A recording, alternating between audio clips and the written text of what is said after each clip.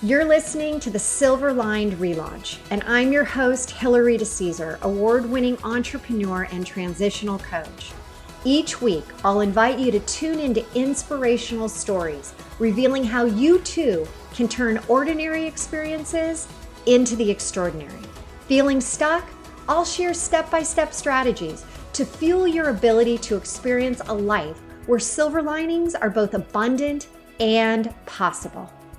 Welcome to episode number 4 of the Silver Lined ReLaunch, and I'm Hillary DeCesar.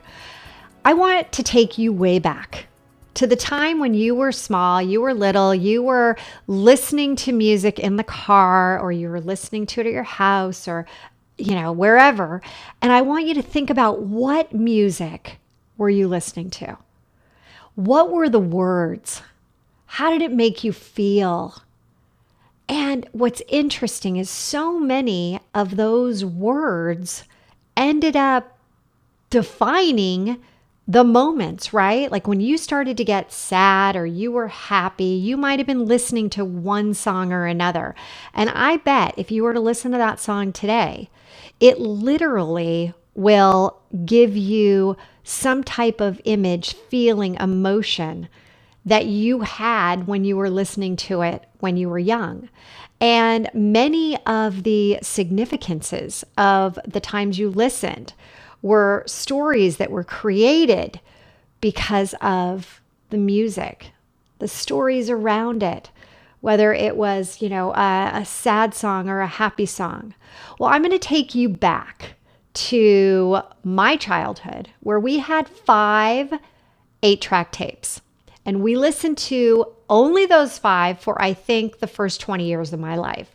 They were Neil Diamond, Kenny Rogers, Glenn Campbell, Helen Reddy, and Elton John. And I really want to take you back to Goodbye Yellow Brick Road. And that song we played when we were sitting in the middle of a lake on a boat. It is just everything that I can feel it right now. I can see it. I can smell it. I can go right back to those times. And I think of the words and I think about like the meaning. And if you think about like really Yellow Brick Road, Goodbye Yellow Brick Road, it's all about the Yellow Brick Road from the actual Wizard of Oz, which I think the early 1900s, that story was developed. And it had all to do with this idea of Dorothy and her 3 misfit friends are instructed to follow the Yellow Brick Road in search of the Wizard of Oz, only to find out that when they finally get there and they take the curtain back, it's all a ruse. It's, completely not what they expected. But then they learn, and then they figured out that actually everything that they were looking for, they had within. And so for me, that whole idea of the Yellow Brick Road was all about getting you to that place that you strive to be your best, to be as happy as you can. It's that symbolic, like everything's going to be okay. All right, so now life hits you and I get swayed and kicked and pushed and kind of pushed right off the Yellow Brick Road, any road. And next thing you know, you find yourself trying to get back onto that road. And for some of us, it's a really tough journey. It has a lot of bumps. There are a lot of barriers. There are a lot of walls. There are, things that are going to keep us off of that road. And when you look at the relaunch effect and you look at the idea of step 1, this release, you have to go back to that concept of you're going to get booted off the road. You're going to get, kind of like elbow slammed off the road. You're going to get, kind of that hip bumped off the road. And you have to accept at some point where you are today. And for a lot of us, we have a tough time even wanting to go back and review and think about again, because it's yucky. It's just like, ugh, do I really want to go back and think about, the time when I, had cancer, or the time when I had, I got divorced, or the time when I, didn't get that job, or, it's not something that we're like, woohoo, yeah, this is like exciting. This is fun. This is good times. No, we just want to put the wall up and we want to avoid. I know this because I do it. I know my clients do it. I actually, when we go through the relaunch effect, sometimes we can't even go to step 1 initially. Sometimes we have to start with step 3 or 4 before. So we learned in episode 3 all about the 7 steps. And I don't want you to think you have to start with step number 1. And it's like, okay, I've got all these layers. I've been, I can't peel them off too fast because they've thickened.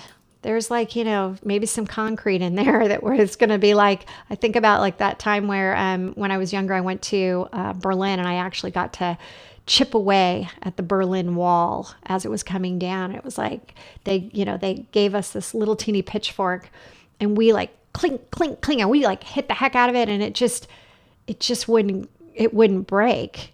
And we all were trying, and then finally this little teeny chip came off, and then a little bit more and a bigger piece. And then we ended up with something that we really had to take back home. And so I want you to be thinking about, how are you looking at your past? How are you thinking about some of the things that you may want to release since you haven't already? And when you finally get through the release and you're like, I finally understand what this is all about, and that you stop making excuses, or you stop, the should have and the would have and the could have game that we always play, then you can really start to move on. And so I want to talk about 4 steps that today you can actually really do right now. Number 1 is awareness. Awareness that this happened. Something happened that you may have not been able to fully get over, to fully let go. You might have just, put another brick in the wall, just like put another one and another one and another one, and like, I'm getting through it. But I want you right now to have that awareness that you were there. You actually were a part of it. You were a part of the reality of what happened. The good, the bad, the ugly. This was a part of it. And you have to recognize and be responsible for your part of it. Number 2, I want you to ask yourself truthfully, do you really want to move on? And I know everyone's like, of course, Hillary, I want to move on. But are your actions really reflecting that you want to move on? Are you recognizing that if you move forward, that part of your life is resolved and it's gone and you've moved on past it? And some people don't want to let those parts of their life disappear, vanish, go away.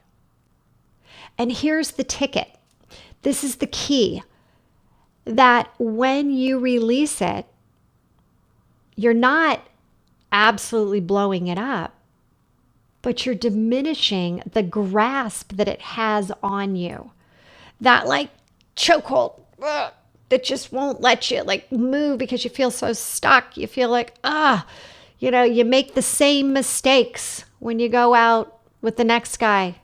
You hear yourself saying things that you said before in your relationship that you weren't happy with. Or you're in a job and you're like, I don't understand why I can't get that promotion, or I don't understand why I'm always the first one that they let go. Maybe it's time to say, where's the root cause? What is it that you are continuing to hold on? Can you recognize at this point that, I'm done. I want to move on.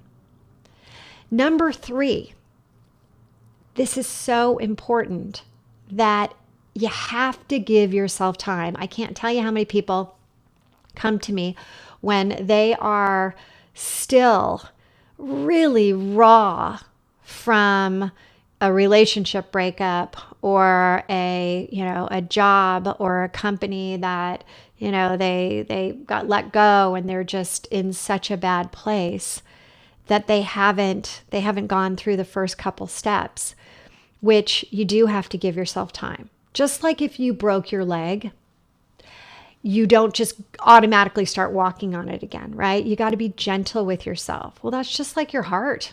And no matter what type of trauma or setback or transition, there is a real point that you've got to sit there and say it's time to heal.